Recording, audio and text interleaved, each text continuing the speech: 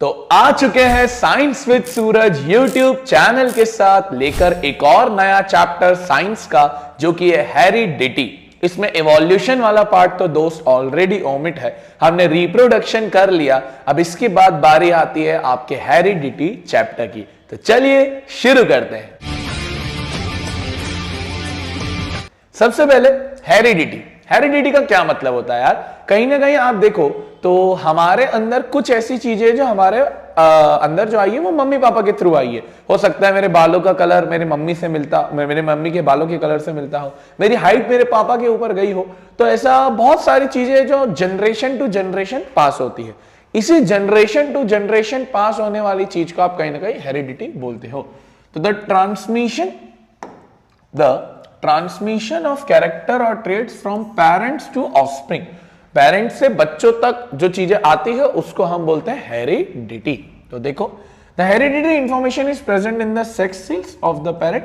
हमने ये उसमें भी देखा था रिप्रोडक्शन में कि डीएनए के अंदर प्रेजेंट रहता है ये चीज। DNA is basically the protein source of main, जो बोलते हैं प्रोटीन सोर्स है। 10 gamete constitute link between one generation to the next and pass on to the paternal father and maternal mother। वही जो मैंने आपको बोला था, जनरेशन टू जनरेशन पास होते चले जाता है।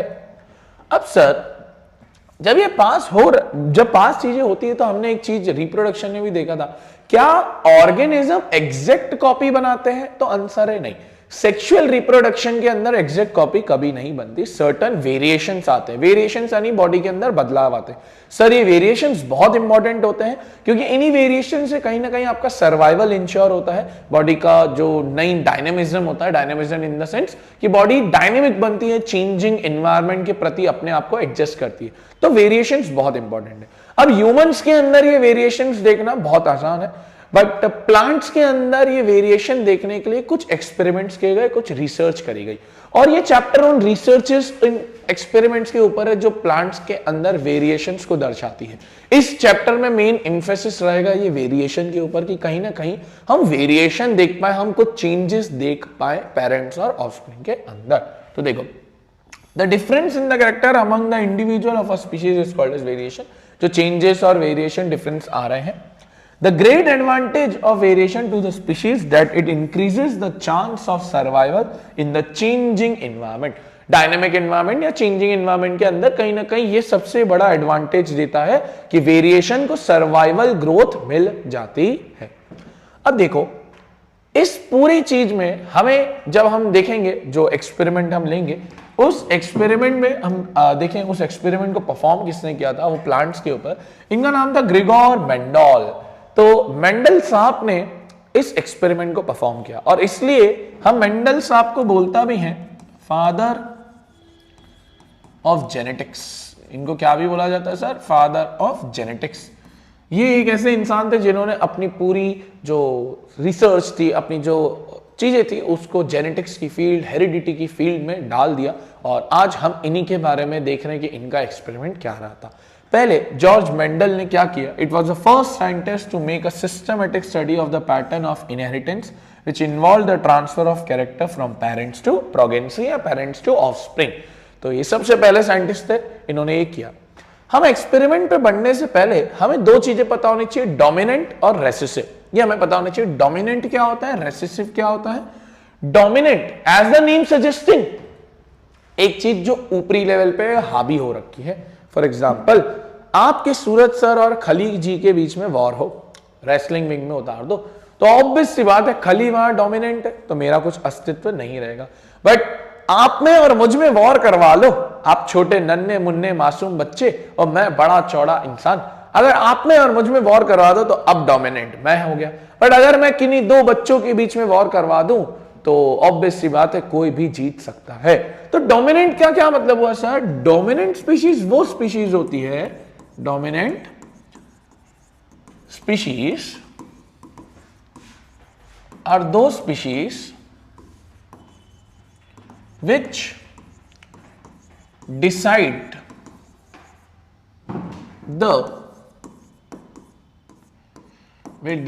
the appearance of an individual।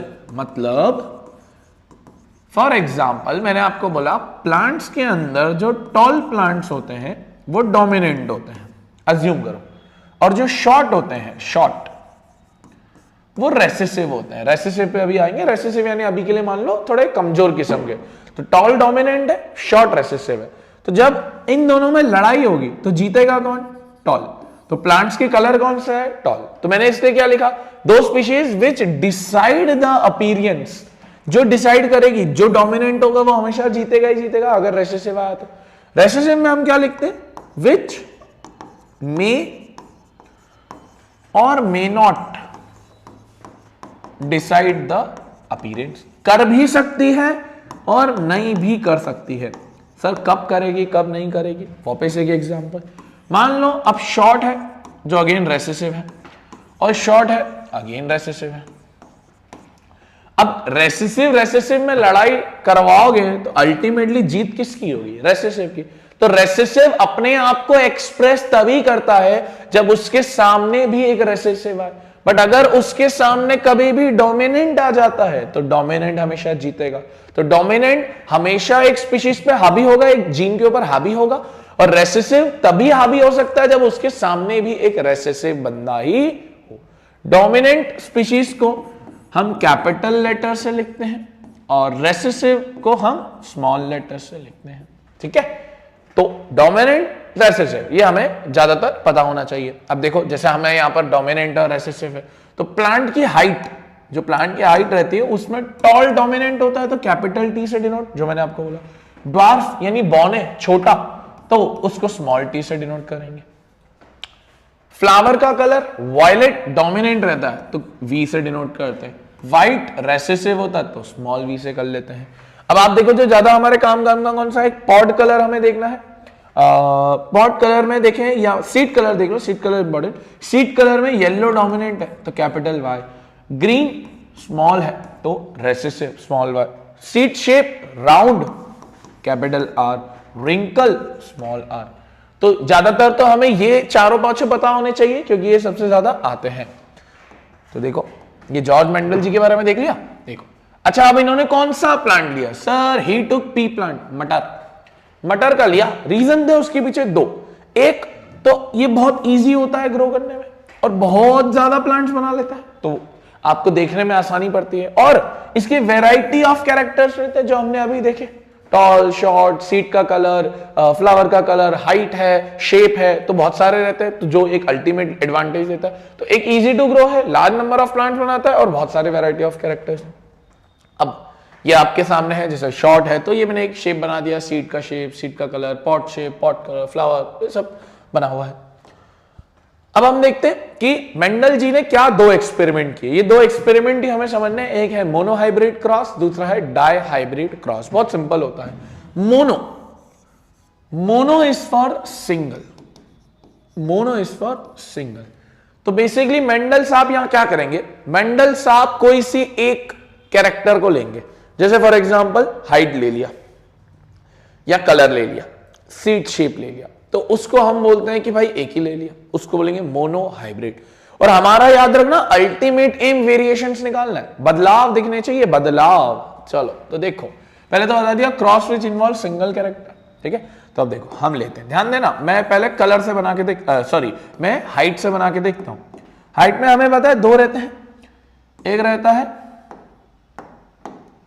रहता है टॉल, दूसरा रहता है शॉर्ट। मैंने बताया था टॉल डोमिनेंट है, कैपिटल टी, शॉर्ट रेसेसिव है, स्मॉल टी।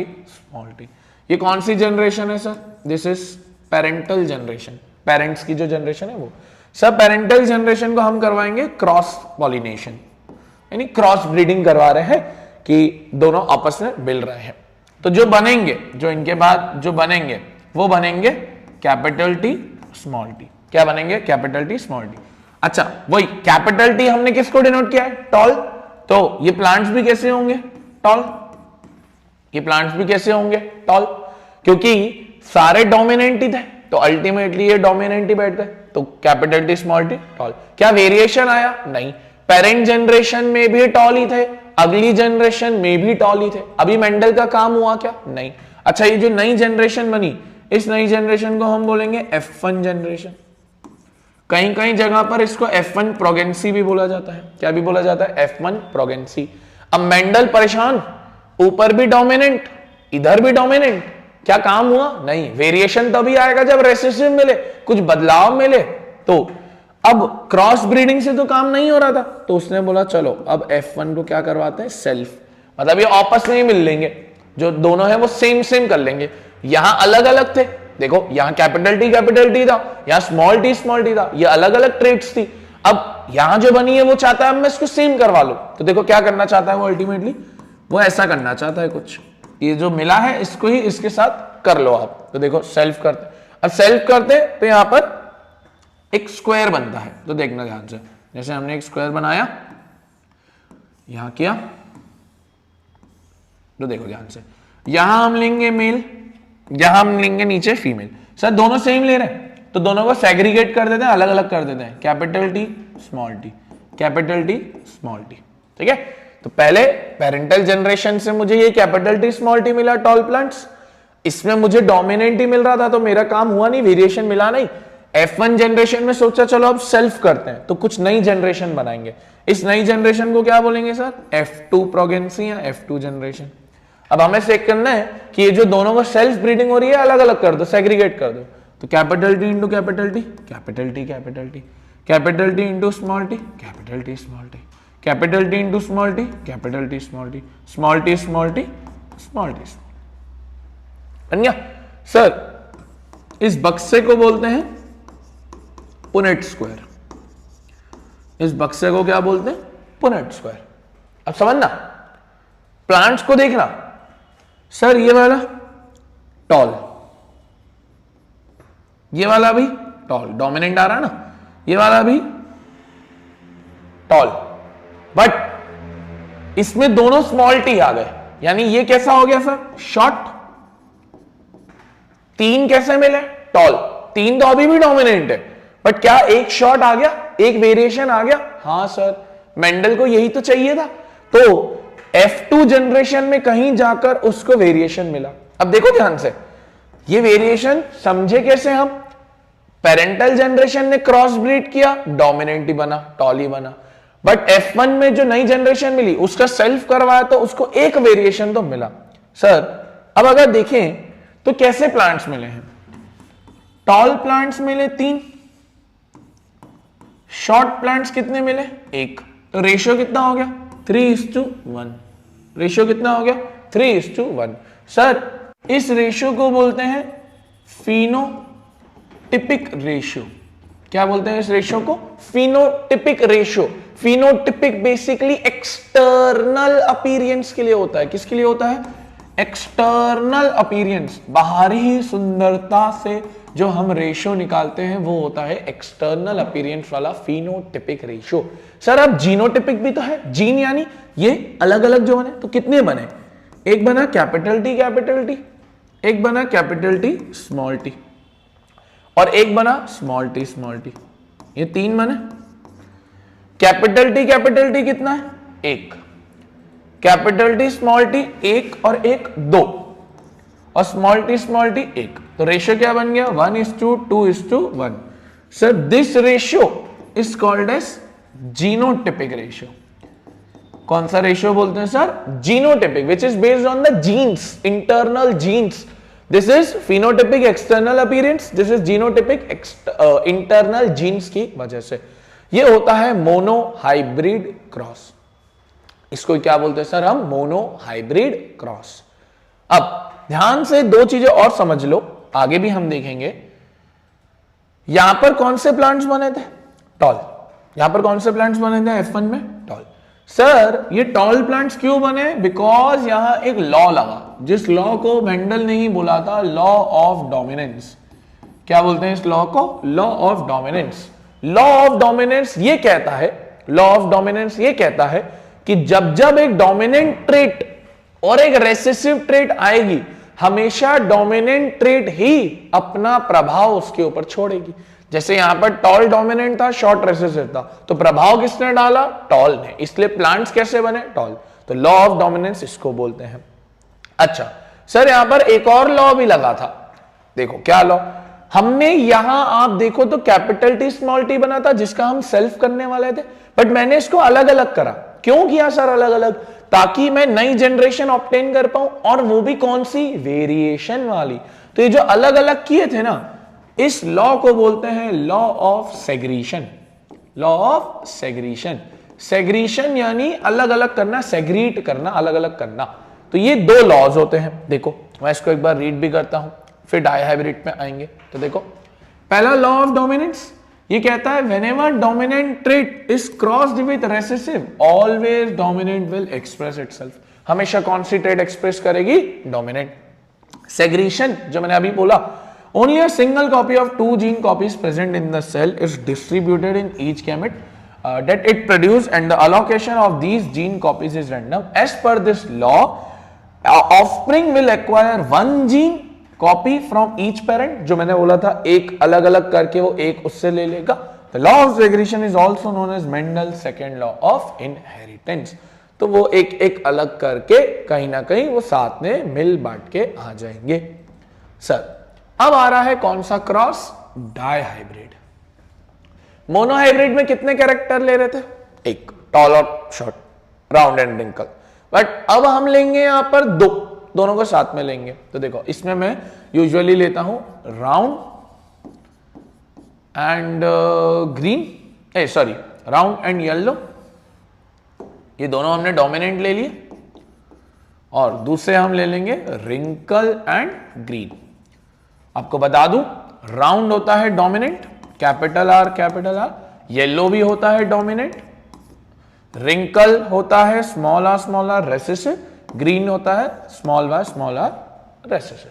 सर वही फंडा, मेंडल को खुशी कब मिलेगी? मेंडल को तभी खुशी मिलेगी जब वेरिएशन मिलेगा। वेरिएशन उसके लिए क्या होंगे? डोमिनेंट होंगे या रेसेसिव होंगे? सर रेसेसिव होंगे। जब उसको सारे डोमिनेंट के बाद अगर कुछ रेसेसिव दिख गए तो वो खुश हो जाएगा। तो हम अब इसका डायहाइब्रिड क्रॉस करेंगे। बड़ा होता है बट आसान होता है। तो देखो in which two character are chosen and together called as dihybrid cross. तो हम इसको अब बना के देखेंगे। सर देखो ध्यान से,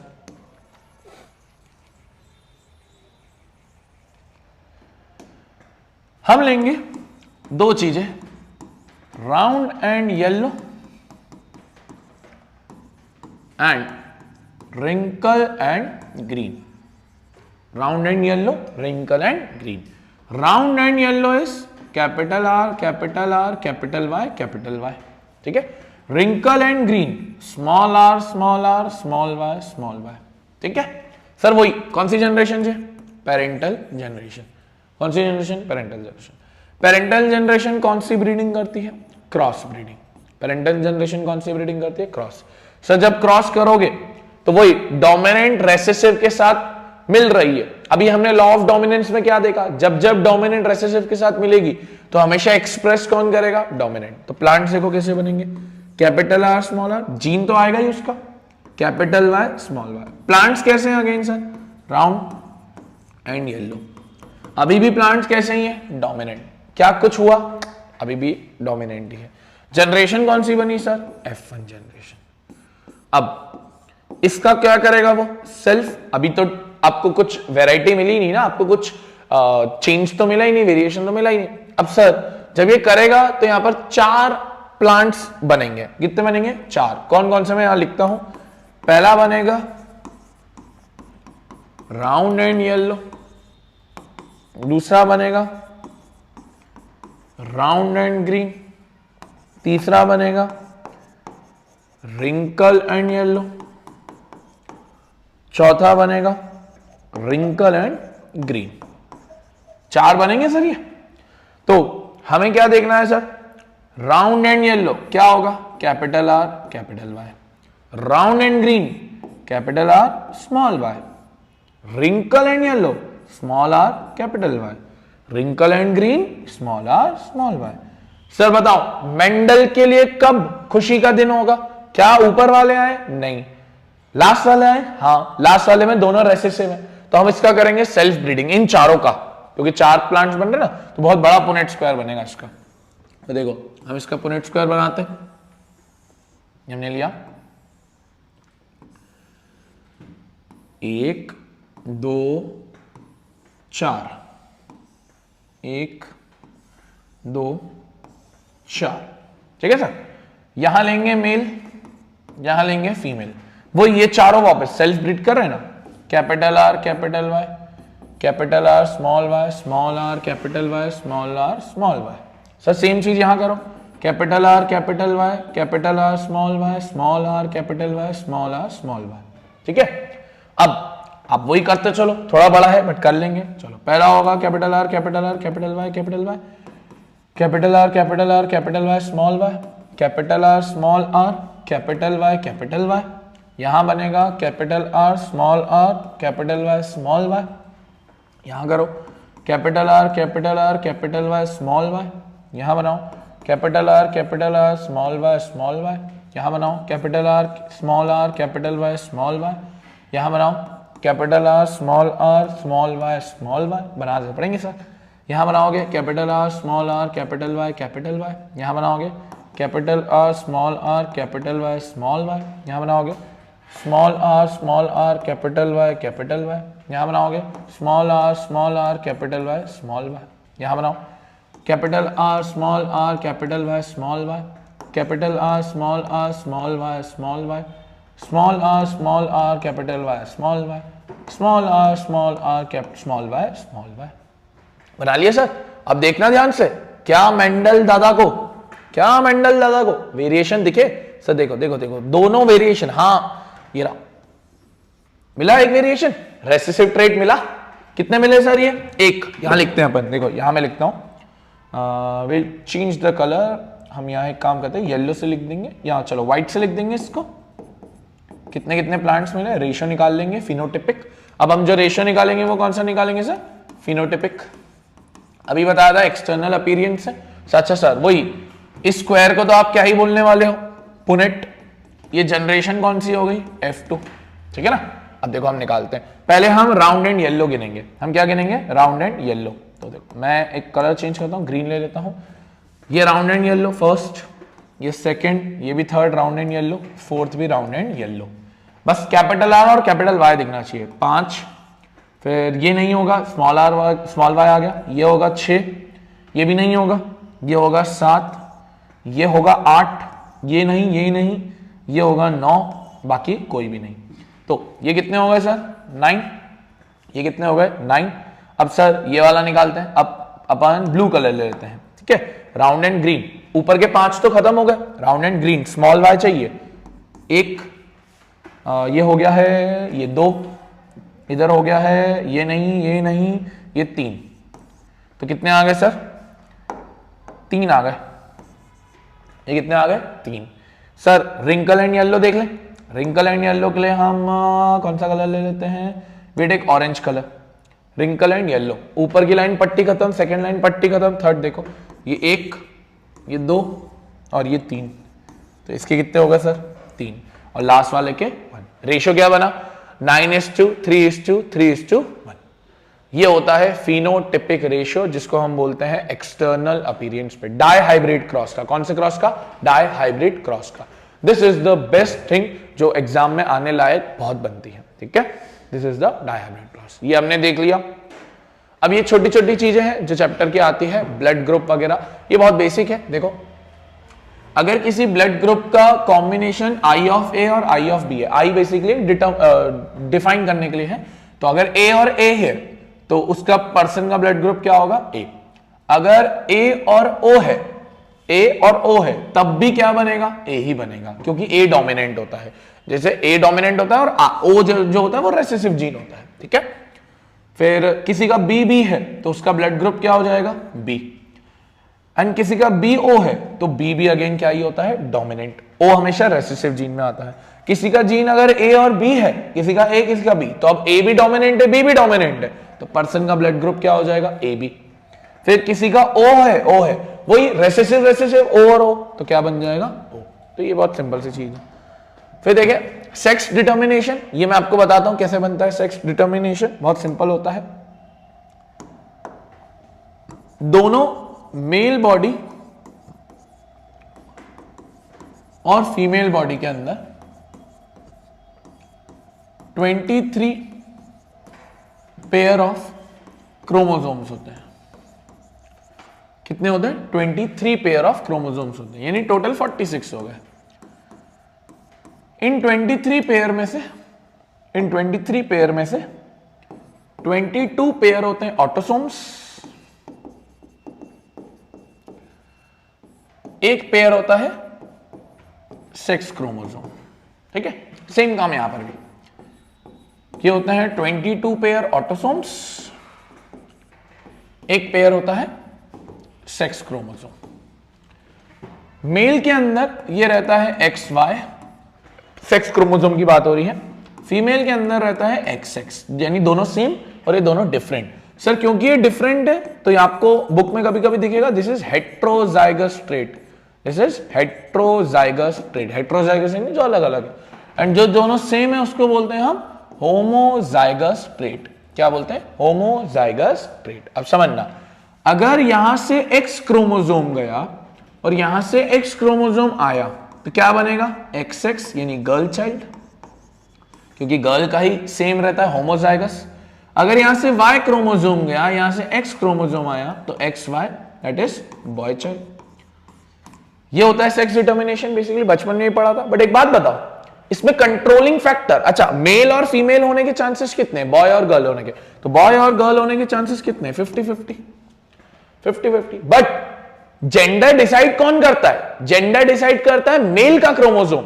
किसका क्रोमोसोम? मेल का, क्योंकि फीमेल से तो एक्स ही आना है। मेल से अगर एक्स जाएगा तो गर्ल चाइल्ड, मेल से वाई जाएगा तो बॉय चाइल्ड। तो the sex of a baby is determined by the chromosome inherited by the male. Male से कौन सा आया उस पर डिपेंड करेगा कि बेबी क्या बनेगा। देखो क्या लिखता है, इफ अ स्पर्म, अभी हम रिप्रोडक्शन में पढ़ के हैं, carry X chromosome fertilize with the egg carrying X chromosome, then कौन पैदा होगा? गर्ल, है ना। This is because the child will have XX। Similar, अगर स्पर्म Y क्रोमोसोम ले जा रही है और X क्रोमोसोम तो वही गर्ल के पास है, तो XY कॉम्बिनेशन जो कौन होगा? मेल होगा, बॉय होगा। ठीक है, ये होता है सेक्स डिटर्मिनेशन। फिर आता है ये सिंपल ट्रेट, एक्वायर्ड और इनहेरिटेंट।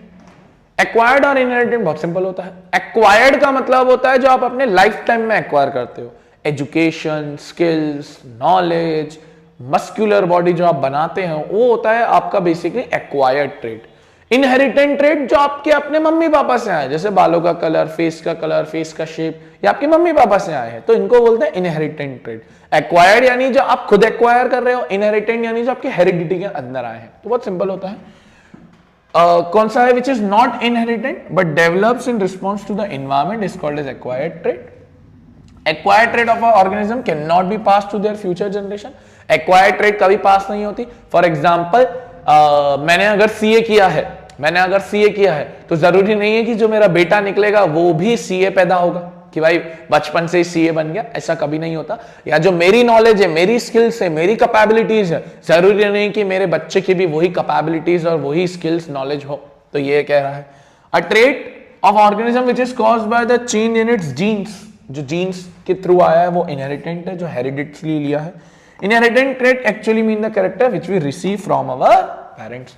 तो पेरेंट्स से जो हमें मिलता है वो बेसिकली आपका इनहेरिटेंट ट्रेट होता है। ठीक है, तो ये रहता है आपका हेरिडिटी चैप्टर। इसमें मोनोहाइब्रिड डाइहाइब्रिड बहुत इंपॉर्टेंट रहता है, जैसे हमने शुरू में कहा। तो आई होप आपको ये वीडियो पसंद आई होगी। इस चैप्टर के नोट्स डिस्क्रिप्शन बॉक्स में गूगल ड्राइव के लिंक में मिल जाएंगे। Thank you for watching this video. मिलते हैं नेक्स्ट वीडियो के अंदर। राधे राधे।